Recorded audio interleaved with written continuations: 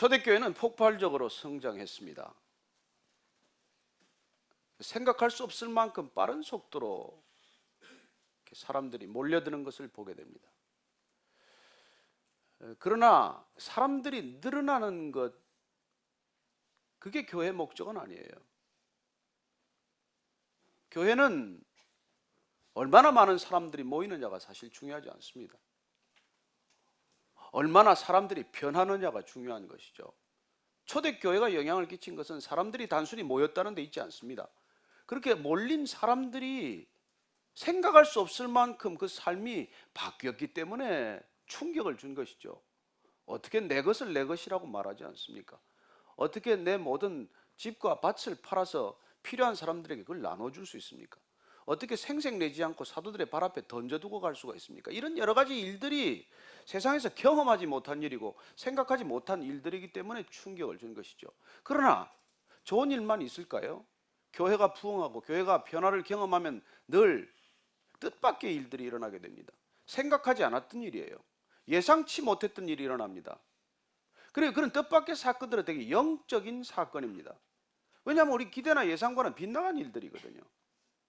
오늘 말씀은 어떤 그런 일들이 있는지를 우리에게 알려주고 있습니다. 1절 말씀 다시 한번 읽을까요? 시작. 그때 제자가 더 많아졌는데 헬라파 유대인들이 자기의 과부들이 매일의 구제에 빠짐으로 히브리파 사람을 원망하니, 그때 복음이 흥하게 전파될 때 그때의 제자들의 숫자가 많아졌다는 데 주목하십시오. 교인들이 늘어난 게 아닙니다. 제자들이 많아졌어요. 제자란 누굽니까? 예수님 따르는 사람들입니다. 사도를 따라간 게 아니에요. 여러분, 우리는 제자들이 늘어나야 합니다. 이 땅에 지금 한국 기독교의 문제, 세계 기독교의 문제는 무엇입니까? 교회 사람이 없지 않아요. 목회자를 따라가는 사람들이 적지 않습니다. 그러나 문제는 그 사람들이 과연 예수님을 따라가느냐 하는 것이죠. 과연 제자들인가 하는 것입니다. 제자 훈련도 받고 제자도도 가르치고 제자에 관한 얘기도 많이 하는데 그 교회를 오래 다니다 보면 그 교인이 되어버리고 그 교회 사람이 되어버리기 때문에 정작 주님을 따라가는 것인지 아니면 사람들을 따라가는 것인지 아니면 목회자를 따라가고 있는 것인지 혼동스러운 때가 오게 된다는 것이죠. 여러분, 교회는 처음부터 끝까지 제자들이 늘어나야 제자 공동체가 되어야 성령 공동체가 되어야 예수 공동체가 되어야 진정한 교회 아니겠습니까? 저는 베이직 교회 다닌다고 여러분들이 얘기 안 해도 좋습니다. 저는 주님을 따릅니다라고 얘기하는 것으로 좋게요. 여러분들은 어느 교회 나가는 게 중요하지 않습니다. 큰 교회 작은 교회 다니는 게 중요하지 않아요. 여러분, 교인들 숫자는 늘어나는데 제자가 없으면 무슨 소용이 있습니까? 저는 이 초대교회가 주님을 따르기로 결단하고 주님을 따라가는 제자들이 늘어났다는 것, 이 사실이 놀라운 충격을 줬던 사건이라고 하는 것입니다. 자, 그렇게 좋은 일이 있고 제자들은 늘어났는데 무슨 문제가 생겼냐는 거예요. 헬라파 과부들하고 히브리파 과부들 간에 원망이 생겼다는 것입니다. 원망이라는 게 어디 뭐 큰 일에서 시작이 되지 않아요. 한두 사람 귓속말로 시작이 됐겠죠. 주로 헬라파 과부들이 불만이 생겼습니다. 여기서 헬라파 히브리파라고 하는 것은 다 유대인들이지만 다 유대인 과부들이지만 헬라 지역에서 해외에서 귀국한 해외에서 돌아온 과부들이 있고 원래 이스라엘 땅에 살던 예루살렘에 살던 그런 과부들이 있는데 이들에게 구제하는 문제로 이게 원성이 생기기 시작한 것이죠. 여기 구제하다라고 쓴 단어는 디아코니아라는 단어로 우리가 익숙한 단어입니다. 여기서 봉사, 직무, 집사 이런 말들이 생긴 것이죠. 그러나 원래 출발은 그 첫 뜻은 음식을 나누는 것이에요. 음식으로 섬기는 것을 말합니다. 그렇게 음식을 나누어주는 일들이 진행이 됐는데 문제는 헬라 지역에서 돌아온 과부들이 가만 보니까 조금 차별이 있는 것 같아. 여러분, 팔도 안으로 굽지 않겠습니까? 아는 사람들이 나누다 보면은 히브리파 과부들이라고 하는 그쪽 여기 오랫동안 여기 살던 사람들, 이 사람들한테 조금 음식이 더 갈 수도 있고 뭐 이렇게 옷을 나눠주더라도 옷이 조금 더 깨끗한 게 갈 수도 있고 이런저런 일들이 나누어 주는 과정에 생겼다는 것입니다. 여러분, 아무것도 없었다면 불평도 없겠죠. 그러나 나누기 시작하면 오히려 불평이라는 게 생기게 돼 있어요. 왜냐하면 그런 틈을 비집고 들어오기 때문이죠. 이상한 일입니다. 자꾸 나누기 시작하면, 받기 시작하면 기쁨이 절 넘치지 않습니다. 받는 사람들 보면 자꾸 받다가 불만이 생겨요. 왜? 똑같은 것을 주냐는 거예요. 여러분 연말에 여러분들 이게 뭐 이것 이웃들 찾아가 보면 재밌는 일이 있습니다. 와도 반갑지 않습니다. 사실은 오히려 성가셔요. 와서 사진 찍고 가는 거 꼴도 보기 싫다는 사람도 있습니다. 신기하게도 자꾸 주다 보고 받다 보면 똑같은 걸 계속해서 반복해서 받는다고 기쁘지 않다는 거예요. 그리고 다른 데는 무엇을 주고 우리한테는 무엇을 주냐, 저기는 얼마 주고 우리는 얼마 주냐, 이런 것들을 가지고 늘 불만이 생기고 오히려 원성이 생긴다는 거예요. 이게 뭐 대규모로 처음부터 시작이 되겠습니까? 두세 사람 귀에 말을 하다가 이게 점점 확산이 되는 것이죠. 그래서 한순간 동안 전체를 흔들어 버릴 만큼 비난의 목소리가 커지는 것입니다. 이런 일이 초대교회에 있었다는 거예요. 자, 첫째는 보면은 이것이 나누어지는 일로부터 시작이 되었다는 것. 두 번째는 이게 과부들 사이에 일이 시작이 되었다는 것. 이런 문제가 났을 때, 자, 어떻게 이 문제를 해결해야 되냐는 것이죠. 여러분, 문제 없는 곳은 없습니다. 어디에 문제가 없습니까? 교회라고 문제가 없겠어요? 세상이라고 문제가 없겠습니까? 문제를 어떻게 바라보느냐, 문제를 어떻게 해결하느냐, 그 문제를 어떻게 대처하느냐, 이게 여러분 교회와 세상을 가르는 갈림길이라는 것입니다. 문제 있고 없고가 갈림길이 아니에요. 문제는 어디 가나 다 있을 거예요. 그러나 문제로 바라보는 시각과 관점이 어떤 것이냐, 그리고 이 문제를 과연 어떻게 세상과 다른 방법으로 이 문제를 풀 것인가, 거기에 교회의 갈림길이 있는 것입니다. 자, 이 문제를 세상적으로 푼다면 어떻게 하겠어요? 불만이 생겼어요. 많고 적음에 따라 불만이 생긴 것이죠. 그러면 이 불만을 잠잠케 하기 위해서 어떻게 해야 됩니까? 양을 늘리는 거죠. 뭐 음식을 더하자. 음식을 더하려면 나누는 사람이 더 많아져야 되겠죠. 그리고 그 사람들 월급도 주고 그 사람들이 또 대대로 섬기려면은 조직도 커져야 되고 또 돈도 많아져야 돼요. 예산이 커져야 돼. 내년도 교회 예산에 반영하자. 더 많이 반영하자. 더 많이 나눠주자. 불만이 없을 때까지 나눠줘 보자. 이렇게 해결하고자 하는 그런 생각을 할 수가 있을 것입니다. 또 두 번째, 우리가 인간적인 해석을 하면 어떻게 할까요? 세상적 방법은 또 어떻게 하겠습니까? 그렇게 불만이 있다면, 자, 헬라파 과부들 줄 서라. 오늘은 헬라파 과부들부터 먼저 급식한다. 다음 주에는 히브리파 과부들 먼저 줄 세워서 히브리파 과부들부터 급식을 하겠다. 그렇게 교대로 하면 불만이 좀 줄어들지 않겠습니까? 그런저런 인간적인 방법을 할 수 있다는 거예요. 가장 극단적인 방법을 취하면 어떻겠습니까? 아예 그냥 없애버리자. 뭐 하자 이걸 하냐? 하다가 이거 뭐 괜히 말썽만 나고 이거 하면 뭐가 좋은 일이 있냐? 더욱 극단적으로 하면 어떻게 되겠어요? 교회 쪼개자. 교회 쪼개고 말자. 뭐 이렇게 우리가 할 게 뭐 있나 이게? 자, 히브리파 과부들끼리 예배 따로 드리고 헬라파 과부들끼리 따로 예배 드리면 될 거 아니냐? 왜 교회 함께해서 이렇게 시끄럽냐? 그런 방법들이 있을 수 있다는 것이죠. 여러분, 실제로 우리가 경험하지만 교회에서는 이런 일들이 이렇게 해결되는 일이 얼마나 많습니까? 그러나 과연 이게 성경적인 해결책일까요? 성경은 이렇게 해결하라고 우리를 가르치는 걸까요? 아니요. 교회에 문제가 있을 수 있지만 그 문제를 어떻게 진단해야 되고 어떻게 바라보아야 되고 어떻게 세상이 해결하지 않는 방법으로 해결해야 됩니까? 여러분, 그렇게 교회가 교회답게 해결할 때 비로소 교회와 세상은 구분되는 거예요.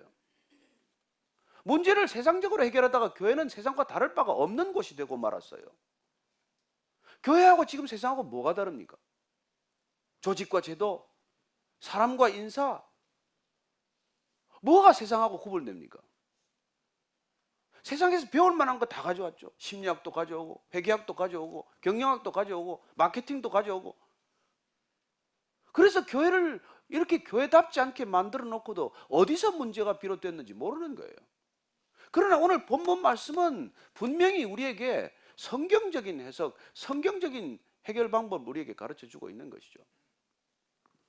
자, 2절 말씀 읽습니다. 시작. 12사도가 모든 제자를 불러 이르되 우리가 하나님의 말씀을 제쳐놓고 접대를 일삼는 것이 마땅하지 아니하다. 여러분, 여기서 지금 제자들이, 사도들이 문제를 바라보는 시각을 보고 계십니까? 이 문제가 어디서 비롯된 것인지를 진단하는 그 관점을 보고 계십니까? 이 사도들이 지금 모든 제자들 다 불러 모았어요. 뭐 헬라파, 히브리파만 부른 게 아닙니다. 사실 문제의 뿌리로 들어가면 지금 헬라파, 히브리파의 문제예요. 그것이 과부들의 급식 문제로 그냥 터져나온 것이죠. 그런 나눔과 그런 분열과 갈등은 늘 파벌주의에 있다는 것입니다. 그러나 그 파벌주의를 인정하게 되면 어떻게 돼요? 여러분, 그러면 그 파벌이 공개적으로 인정되게 되면 다시는 교회가 교회다워지는, 교회로 되돌아가는 길을 놓치고 말아요. 그래서 그런 해결이 아니라 지금 문제를 정확히 진단해서 지금 사도들이 모든 성도들 앞에서 고백하는 거예요.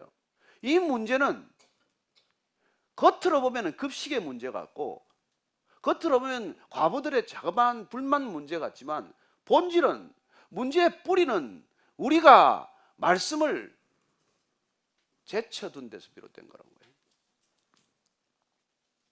우리가 하나님의 말씀을 제쳐놓았다는 것은 하나님의 말씀을 뒤로 미뤄놨다는 거예요.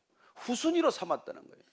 그게 가장 앞서야 되는데, 그게 가장 중요한데, 그 문제부터 우리가 매달려야 되는데, 우리가 이 구제가 일어나면서 구제하는 사람들을 흥분하기 시작하고, 우리가 나눠주는데 맞들기 시작하고, 이래서 사도들이 지금 말씀을 제쳐놓고 말씀을 선포하고 복음을 전하고 하는 일에 우리가 올인해야 되는데, 그 일보다도 지금 구제하는 일에, 미니스트리에, 사역에 마음이 빼앗긴 거예요.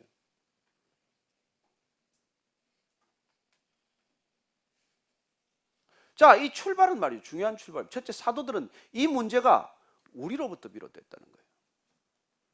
이 문제는 사도들에게서 비롯됐다는 거예요. 여러분, 교회 문제는 목회자들로부터 비롯됐다는 거예요. 그때나 지금이나 문제는 똑같습니다. 다르지 않아요. 뭐가 문제입니까? 우리가 말씀에 우선순위를 두지 않았다는 거예요. 뭐 구약시대 다릅니까? 신약시대와 다를까요?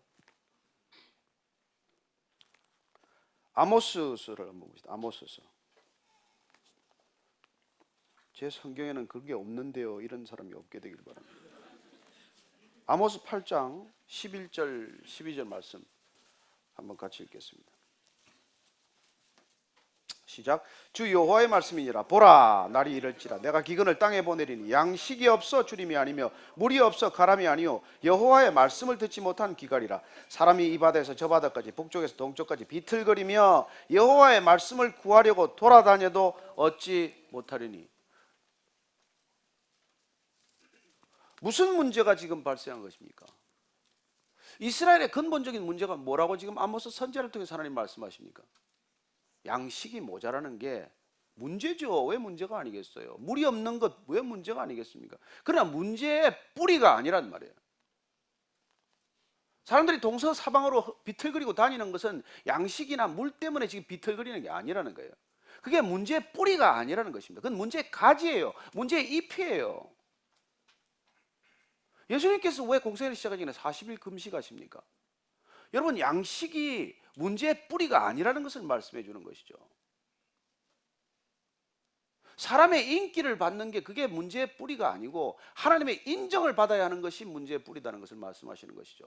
세상의 모든 소유로 문제가 해결되는 것이 아니라, 문제의 뿌리가 해결되는 것이 아니라, 오직 하나님께 영광을 돌릴 때 문제의 뿌리가 뽑힌다는 것을 말씀해 주시기 위해서 예수님께서는 그렇게 40일 금식하고 시작하시는 거예요. 뭐가 문제냐는 거예요. 왜 사도들이 말씀에 먼저 우선순위를 두지 않고 구제로 관심이 치우쳤냐는 겁니다. 그건 곧 말씀이신 하나님보다도 구제라는 방법을 통해서 우리 눈에 클로즈업된 사람을 더 크게 생각하는 거라는 거예요. 그건 또 하나의 인본주의적 생각이고 인본주의적 기존이라고 말하는 것이죠. 여러분, 교회는 말씀이 무엇보다도 먼저여야 된다는 것입니다. 왜 우리가 처음 시작할 때 이 교회를 노 미니스트리 처치라고 그랬겠어요? 일이 없었습니까? 여기 사역이 하나도 없기 때문에 이 교회는 그냥 노 미니스트리 처치를 했겠어요. 2013년도에 우리가 첫 수련회 주제 제목을 노 미니스트리 처치라고 그랬어요. 일이 없어서가 아닙니다. 그러나 우리가 말씀을 모르고 일하면 나중에 그 일 때문에 교회는 반드시 위기에 봉착한다는 것이죠. 저는 여러분들이 말씀이 충만해서 이런 원망이 생기지 않게 되기를 바랍니다. 이 원망, 불평, 시비, 갈등 이게 어디서 다 생긴 거냔 말이에요. 사도들이 정확히 말하고 있습니다. 우리가 말씀을 먼저 여러분들에게 공개하지 않고 구제의 일을 여러분들에게 먼저 각인시켰기 때문에 일어난 일이라는 거예요. 여러분, 교회 문제를 똑바로 보십시오. 이 사도들이 이 초대교회에 일어난 이 문제를 정확히 진단했고 정확히 대처했고 정확히 해결했기 때문에 지난 2000년간 교회는 이렇게 명맥을 이어온 것입니다. 만약에 구제하는 일에 포커스를 옮겼다면 교회는 구제기관으로 전락하고 말았겠죠. 뭐 하나의 NGO로도 좋겠을 것입니다.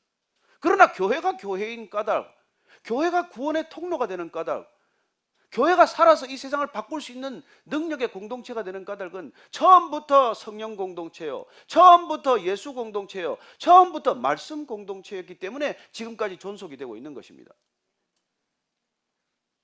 저는 여러분들이 말씀 읽기 전에 기도도 하지 말라고 말씀드렸어요. 여러분, 말씀을 모르고 기도하면 불교도의 기도나 힌두교도의 기도나 무당집에 가는 사람들의 기도나 뭐가 다릅니까? 여러분, 무당만큼 기도하는 사람이 있는 줄 아십니까?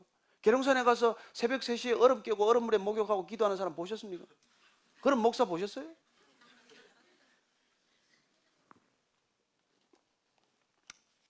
저는 우리가 이 말씀을 제쳐놓고 접대를 일삼는 것이 마땅치 않다. 그게 화근이다. 이 문제를 보는 이 놀라운 통찰이야말로 교회가 교회되게 하는 진정한 이유라는 것입니다. 우리는 이 시대도 동일하게 갈등합니다. 나가야 되나 말아야 되나, 어디로 가야 되나, 어떻게 해야 되나. 그러나 여러분, 하나님의 말씀을 듣지 못하고 그 듣지 못한 기갈 때문에 나가면은 목마르면 더할 뿐이에요. 더 혼란스러울 뿐입니다. 왜 이런 난세에 이렇게 지금 척척 급박한 상황에서 우리는 복음을 붙들고 있고 구원을 전해야 한다고 말하는 것입니까? 문제의 뿌리를 우리는 보았기 때문입니다. 우리는 문제의 뿌리를 알기 때문이에요. 세상은 문제의 뿌리를 모릅니다. 세상은 문제의 가지나 잎에 집중하고 있어요. 여러분, 정치는 인생을 유토피아로 만들지 않습니다. 돈 번다고 인생의 모든 문제가 해결되지 않아요. 문제의 뿌리를 보아야 한다는 것입니다. 그래서 그들은 놀랍게도 이런 고백을 하는 거예요. 우리가 말씀을 최우선 순위에 두지 않았기 때문에 생긴 일입니다. 여러분, 예수께서 우리가 마리아와 마르다 집에 갔을 때 일어났던 일을 아시죠? 마르다가 일하다가 그냥 열받은 거죠. 예수님, 내 동생이 지금 저러고 지금 주님 발치에 아파가지고 앞에 앉아서 주님 말씀이나 듣고 있을 군번이 아닙니다. 와서 일도 해야 되고 부엌에 와서 일하라고 좀 말씀 좀 해주세요. 그랬을 때 주님께서는 마리아는 가장 좋은 것을 택했다라고 말씀해 주십니다. 저와 여러분들이 인생에 가장 좋은 것을 먼저 선택할 수 있게 되기를 축복합니다. 여러분, 그걸 가장 먼저 선택하는 것이 지혜예요. 그게 하나님의 지혜입니다. 예수님 오셨는데 엉뚱한 일하고 앉아있으면 그건 우선순위를 지금 밀어놓은 것 아닙니까? 교회 와서 여러분들이 지금 말씀 듣는 것, 하나님을 만나는 것, 그 하나님의 말씀이 하나님의 말씀으로 내게 와서 닿지 않는다면 우리는 뭐하러 지금 이런 신앙생활을 하고 있겠습니까? 그분을 만나지 않고 다른 일 아무리 열심히 해야 무슨 소용이겠어요? 그래서 그분을 먼저 아는 것, 그분을 먼저 만나는 것, 그분의 능력을 먼저 받는 것, 이게 무엇보다도 가장 중요한 일이죠. 우리가 이게 없으면 세상을 못 이깁니다. 여러분, 이 세상이 지금 얼마나 지금 요동치고 있습니까? 여러분, 하루에도 뉴스 보면 얼마나 불안합니까? 그래서 여와 여러분들이 이 말씀에 붙들리지 않으면 하나님께서 주시는 말씀이 없으면 하루도 견디기 어려운 세상을 살고 있지 않습니까? 그래서 우리가 정말 교회가 처음부터 노 미니스트리를 우리가 선언한 것이고, 우리가 여러분 알다시피 결혼하기 할 때 일하러 결혼하는 게 아니지 않습니까? 아내를 무슨 뭐 파출부로 부리기 위해서 결혼하는 게 아니잖아요. 서로 사랑하기 때문에 결혼하는 것입니다. 그럼 서로 사랑하면 충분해요. 이 일을 해라 저 일을 해라 간섭할 것도 없습니다. 남편이 왜 남편 일을 게을리하겠으며 아내가 어떻게 아내 일을 게을리하겠습니까? 서로 사랑하면 충분한 것이죠. 교회에 일하러 오지 않습니다. 교회는 주님을 사랑하기 때문에 온 거예요. 주님과 사랑에 빠지는 게 먼저입니다. 주님을 깊이 사랑하면 다 보입니다. 주님을 사랑하는 거로 충분해요. 그분의 말씀을 먹으면 주님의 사랑이 물밀듯이 밀려올 것이고, 그 말씀과 그 사랑으로 우리는 섬기기 시작할 때 우리는 누구의 명령을 받아서도 아니요, 누구의 지시에 따라서도 아니요, 그 교회의 무슨 목회 철학이니 비전 때문이 아니라 주님을 사랑하기 때문에 우리는 마땅히 감당해야 할 일을 하게 되는 것이죠.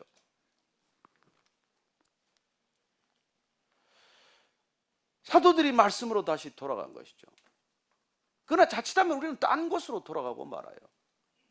사역은 우리를 흥분하게 만듭니다. 사역은 우리를 중독시켜요. 사역은 우리가 존재감을 드러내게 만듭니다.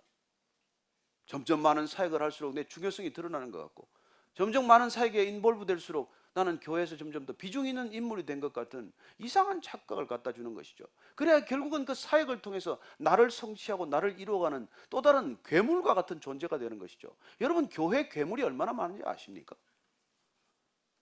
목사들 대부분 괴물이에요. 제가 괴물 같은 하나 얘기해 드릴게요. 지난달 30일에 말이죠, 폴란드 작은 마을에서 일어난 일이에요. 제가 그 외신을 보다 깜짝 놀랐는데, 그 25살 먹은 청년 카밀이라고 하는 청년 얘기가 소개가 됐어요. 이 청년이 술집에 가서 술을 먹기 시작해서 보드카를 너무 많이 마시다가 그냥 의식이 끊어지고 졸도해가지고 쓰러졌는데 심장이 멈춘 거예요. 그래서 병원으로 옮겼는데 사망 진단을 받았어요. 그럼 사망 진단을 받았기 때문에 여러분 아시다시피 시체를 안치하지 않습니까? 그렇게 시체 안치해놨는데 갑자기 조금 얼마 있다가 그냥 거기서 두들기는 소리가 나고 사람을 불러 제끼니까 깜짝 놀라서 갔더니 춥다고 이불 달라 그러는 거예요. 그래, 이 사람이 이제 그걸 불러내서 너 살았으니까 집으로 가라고, 본인도 집으로 가도 되냐고. 그래서 집으로 이제 나갔는데 살아난 것도 놀랍지만은 그 병원을 떠나고 나서 더 놀라운 일이 생겼어요. 집으로 안 가고 술집으로 간 거예요.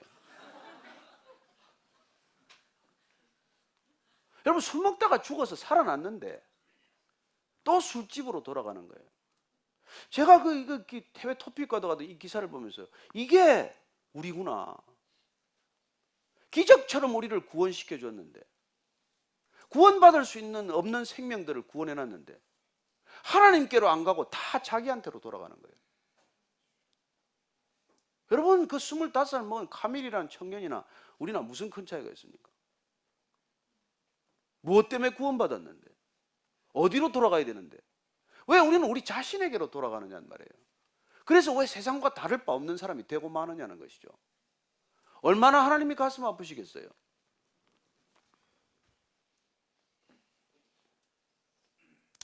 그런데 이 사람들이, 그 사도들이 이 본질을, 문제의 뿌리를 보았다는 것, 이게 여러분 성령 충만이에요. 이게 이 사람들의 능력입니다. 문제를 볼 줄 아는 능력, 문제의 뿌리를 발견하는 능력, 이 발견한 문제의 뿌리를 어떻게 우리가 뽑아내야 하는지에 대한 능력, 이런 능력이 있기 때문에 교회는 여기까지 온 거예요. 교회가 무슨 구제 열심히 하다가 교회 된 거 아닙니다. 무슨 학교처럼 많이 가르치다가 교회 된 게 아니에요. 그런 일을 하지 말라는 게 아닙니다. 그런 일도 필요해요. 그러나 그 일이 앞서서는 안 된다는 것을 우리에게 말씀해 주고 계신 것이죠. 왜 이 시대 교회가 다 위기에 빠졌는지, 왜 교회가 다 본질을 잃어버렸는지, 왜 교회는 세상과 구분이 되지 않는지, 어줍지 않은 일들 때문에 세상보다도 못한 일을 하면서 왜 그렇게 싸우고 다투는지, 왜 일하다가 그렇게 쪼개지고 나눠지고 갈라지는지, 그걸 지금 말씀해 주고 계신 것이죠. 자, 어떻게 또 다시 이제 이 일을 처리해 나갑니까? 3절 4절 말씀입니다. 시작. 형제들아, 너희 가운데서 성령과 지혜가 충만하여 칭찬받는 사람 7을 택하라. 우리가 이 일을 그들에게 맡기고 우리는 오로지 기도하는 일과 말씀 사역에 힘쓰리라 하니. 형제들아, 지금 모든 제자들을 불러놓고 형제들아 부르는 거예요. 그럼 사도들의 권능이 대단하지 않았습니까? 그들 발 앞에 모든 걸 갖다 둘 만큼 그런 권능이 있었지만, 권위가 있었지만, 형제들아, 야 이 평신도들아, 이렇게 부르지 않고 말이죠. 저와 여러분이 형제라는 거 기억하십시오. 이 교회가 형제 자매라는 거 기억하십시오. 왜 베이직입니까? Back to basic 뿐만 아니라 brothers and sisters in Christ. 주님 안에서 우리가 형제요, 자매이기 때문에 이 교회가 된 거 아닙니까? 형제들아, 여러분, 형제들이기 때문에, 자매들이기 때문에 쓴소리가 가능해요. 듣기 싫은 소리 할 수 있는 게 형제들입니다. 여러분, 가족이 아니면 듣기 싫은 소리 못해요. 우리는 가족이 아니면 체면치레만 하는 거예요. 좋은 소리만 하는 것입니다. 마음에 없는, 입에 발린 소리만 하는 거예요. 그러나 우리가 정말 사랑하고 우리가 정말 형제 되면 여러분, 속에 있는 얘기를 해야 되지 않겠어요? 이러지 마라, 이래서는 안 된다. 그리고 형제이기 때문에 내 고백부터 먼저 한 거예요.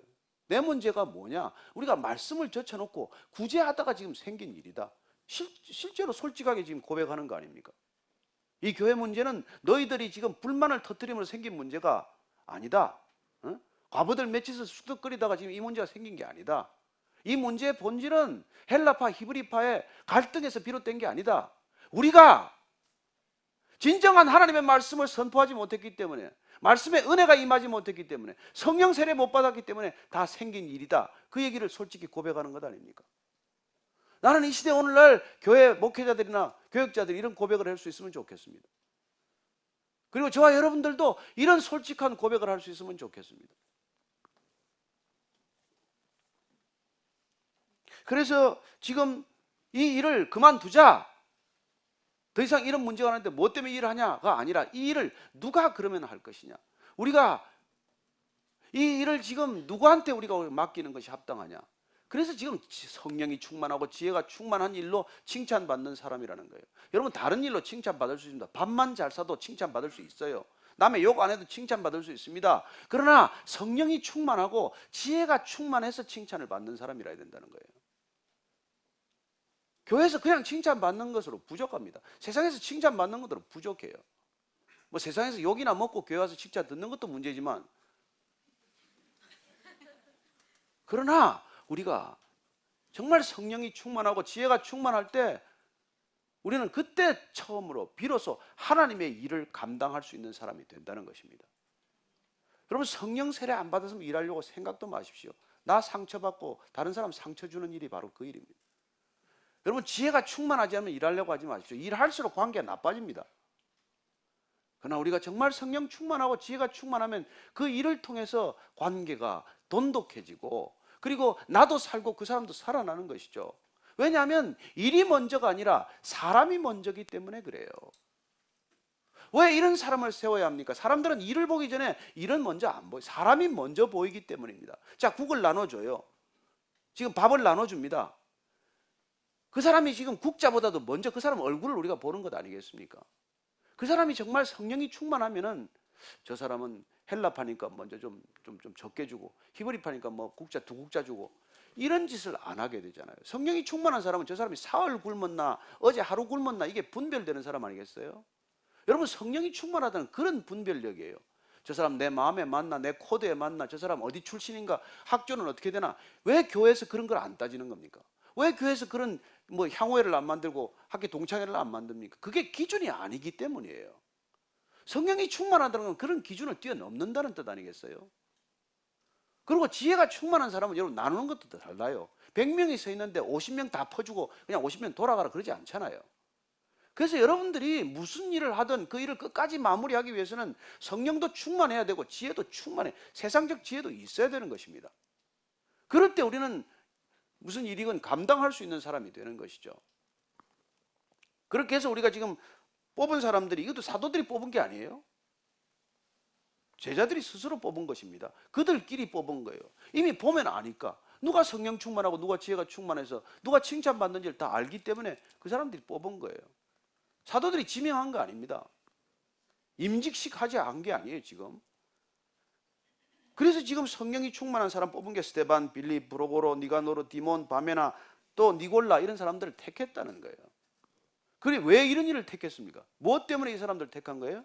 자, 지금 그 일을 지금 그들이 시작하고 자기들은 오로지 기도하는 일과 말씀 사역에 힘쓰기 위해서 한 거라는 말이에요.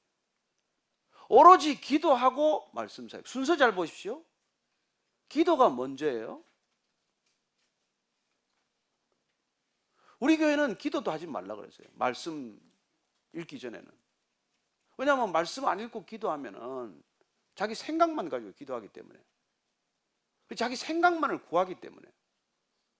그래서 우리가 말씀을 알 때까지는 우리가 기도도 잠깐 멈출 필요가 있다는 거예요. 그러나 이제 말씀이 우리한테 왔어요. 그러면 그 말씀을 전하기 위해서는 어떻게 돼요? 이 사도들은 어떻게 됐습니까? 주님께서 말씀을 전하라, 땅끝까지를 증인이 되라, 그 말씀 하시기 전에 먼저 마가의 다락방에 가서 성령이 임할 때까지 기도하라 그래요. 합심으로 기도하라 그랬어요. 여러분, 오늘날처럼 설교가 많은 시대가 어디 있습니까? 여러분, 설교 뭐 여기만 듣습니까? 좋은 설교 찾아가면서 이 설교 저 설교 듣는데 왜 안 변합니까? 왜 이 세상은 이렇게 더 나빠지고 있습니까? 제가 어제 이 말씀을 준비하면서 회개를 많이 했어요. 말씀을 전하기 전에 뭘 해야 돼요? 기도해야 돼요. 여러분, 사람은 사람이 못 변화시킵니다. 사람의 말로 변하지 않습니다. 사람이 변한 일은 하나님의 일에 속하는 것입니다. 우리가 무슨 말을 선포하건 이 말이 사람을 변화시키기 위해서는 하나님께서 일하셔야 합니다. 성령께서 하시는 일입니다. 그래서 우리가 말씀을 선포하기 전에 정말 엎드려서 설교하는 시간보다 더 기도하는 시간이 더 많아야 되는 거예요. 오늘 이렇게 많은 설교를 듣고 이렇게 많은 설교를 하는데도 왜 안 변하고, 왜 더 싸나워지고, 왜 더 싸웁니까? 여러분, 이거는 여러분들 뭐 신학교만 좀 나오고 무슨 뭐 인터넷만 있고 PC에 앉아 있으면 설교문을 만들 수 있어요. 어쩌면 사람들 귀를 즐겁게 하는 좋은 설교는 얼마든지 만들 수 있습니다. 그러나 그런 설교들 들어도 변하지 않는 이유는 뭐예요? 하나님께서 일하시도록 우리가 다 내어드리지 않았기 때문이죠. 여러분, 기도란 자기가 부정되는 시간이에요. 기도란 하나님께 전적인 의지를 선언하는 시간이에요. 기도란 말씀이 내 머리에서 가슴으로 내려오는 시간이에요. 기도는 말씀이 내 손과 발을 통해서 표현되는 시간이에요. 그런 시간이 없이 우리는 말씀을 쏟아붓기 때문에 그 말씀 아무리 쏟아붓고 아무리 들어도 어느 누구도 변하지 않아요. 말씀을 전하는 자도 변화가 없고 말씀을 듣는 자도 변화가 없고. 이 교회의 위기는 뭡니까? 오늘날 기독교의 위기는 뭐예요? 말씀을 모르는 것에서부터 위기가 시작이 되지만 그 말씀을 전하기 전에 우리가 정말 전심으로 하나님을 의지하고 있냐는 것이죠. 여러분, 기도하지 않고 일하면 내가 하는 거예요. 그러나 전심으로 기도하고 우리가 하나님의 일을 감당할 때 하나님이 일하시는 것을 보게 됩니다. 저는 오늘날 여러분 이 세상을 보십시오. 무슨 일들이 지금 벌어지고 있습니까? 여러분, 악한 영적 실체가 지금 불까부르듯 밀가부르듯 까불고 있는 거예요. 정말 두렵고 놀라운 일들이 일어날 것입니다.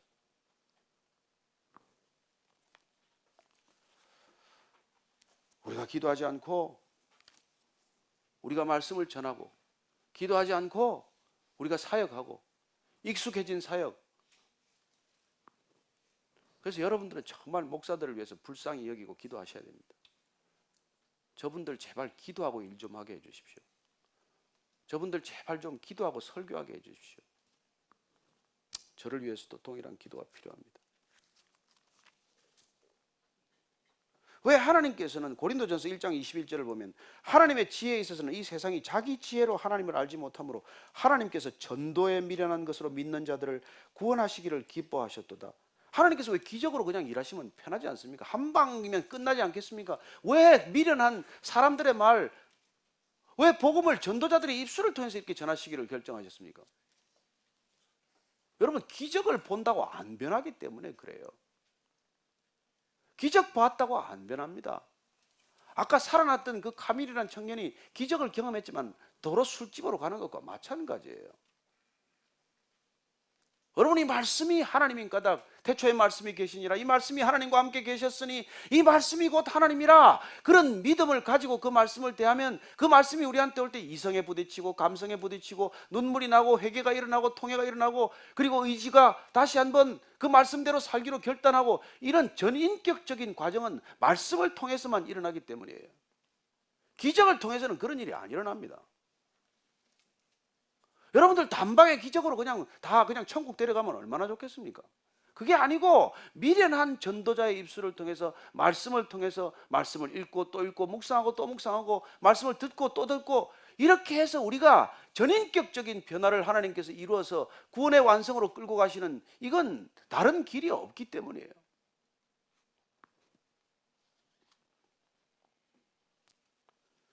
사도들이 결정했습니다. 우리는 오로지 기도하고 오로지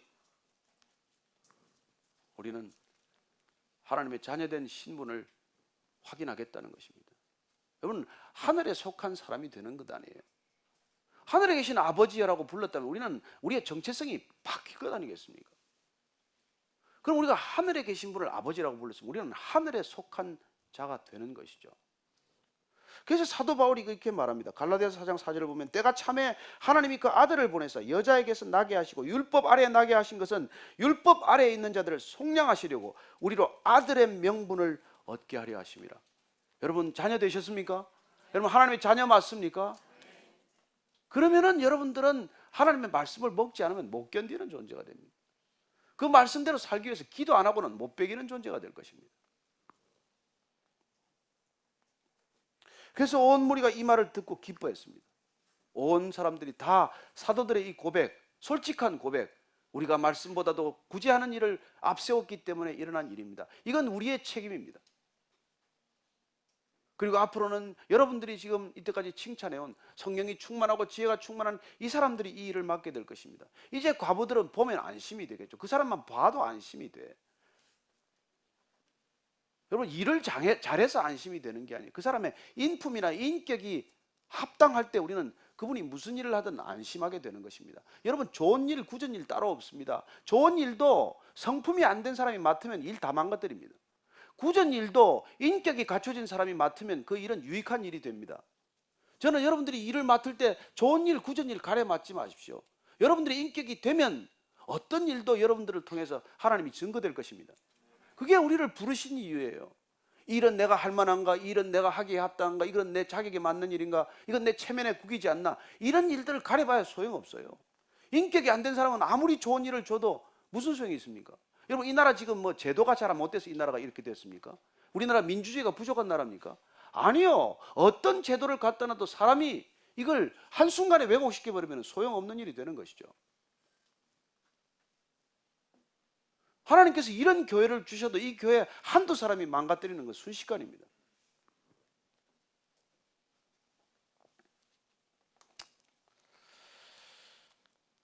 그래서 오늘 보니까 이 사도들이 이제 이 7사람을 기도하고 안수해서 세우는 것을 보게 됩니다. 이랬더니 7절 말씀 어떻게 됐습니까?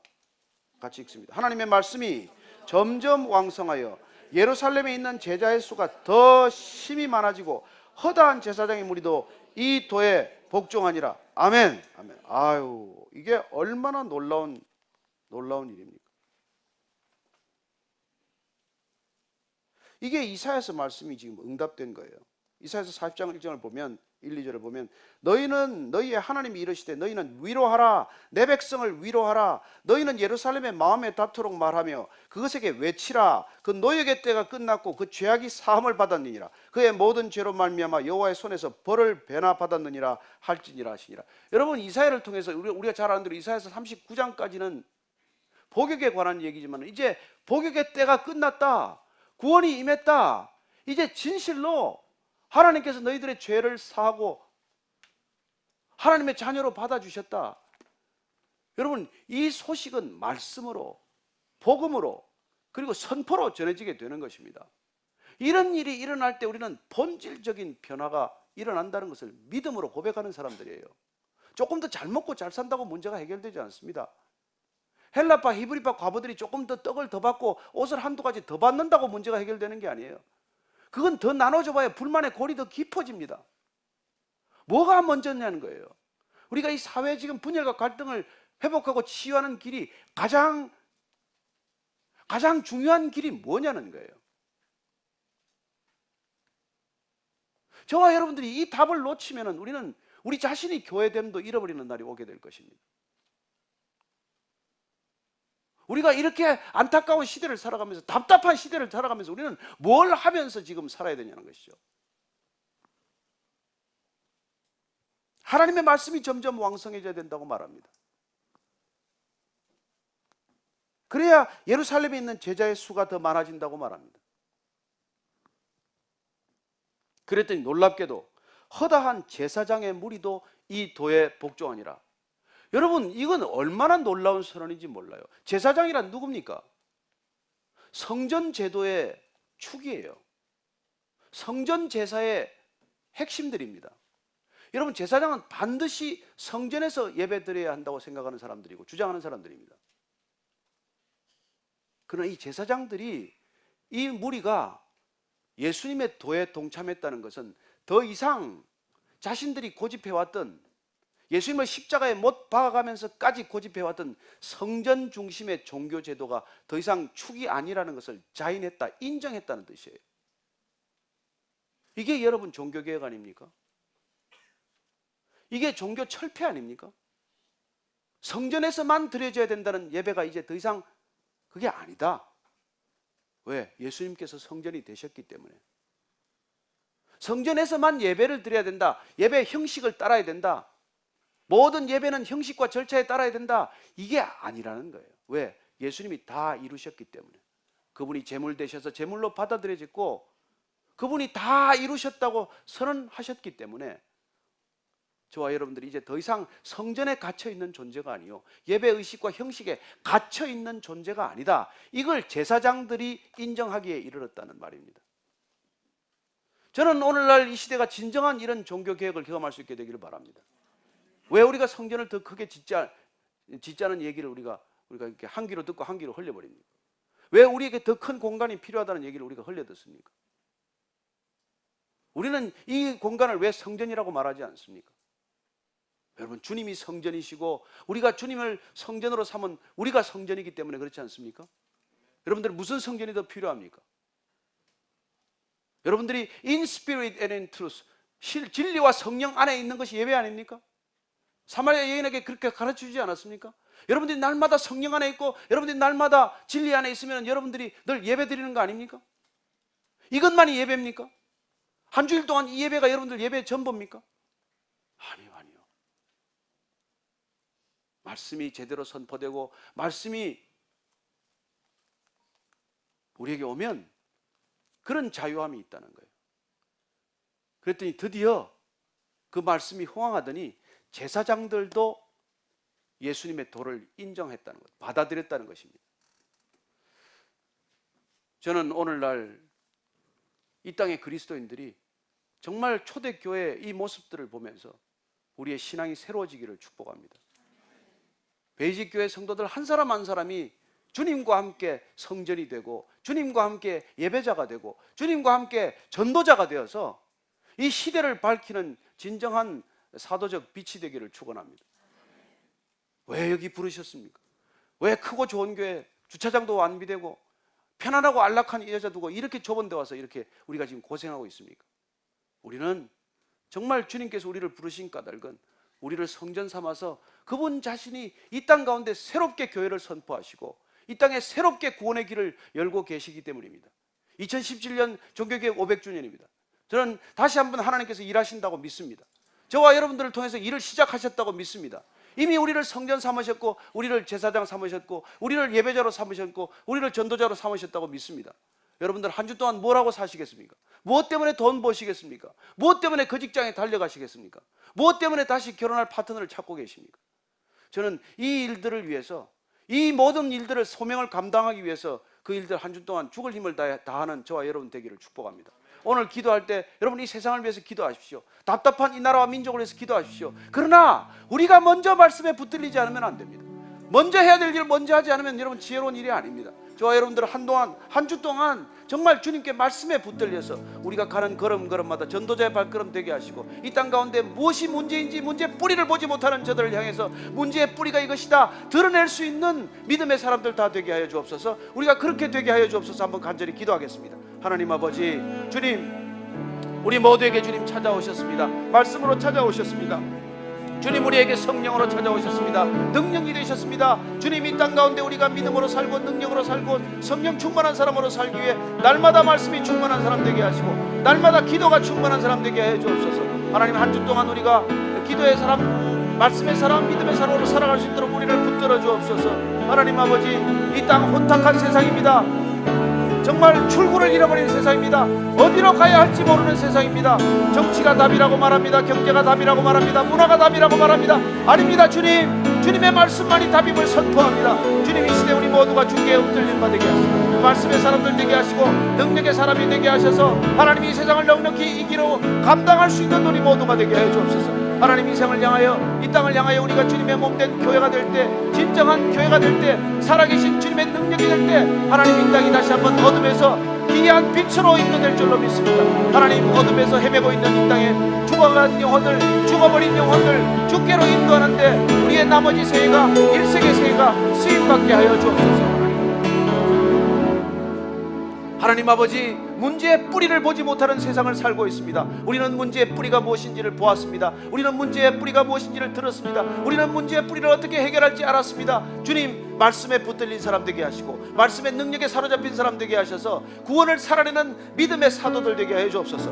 하나님 이 베이직 교회가 이 땅에 하나님 마지막 시대의 복음을 전하는 통로가 되게 하시고 말씀대로 살아가는 성도들로 인해서 이 땅이 어둠에서 기이한 빛으로 인도되게 하여 주옵소서.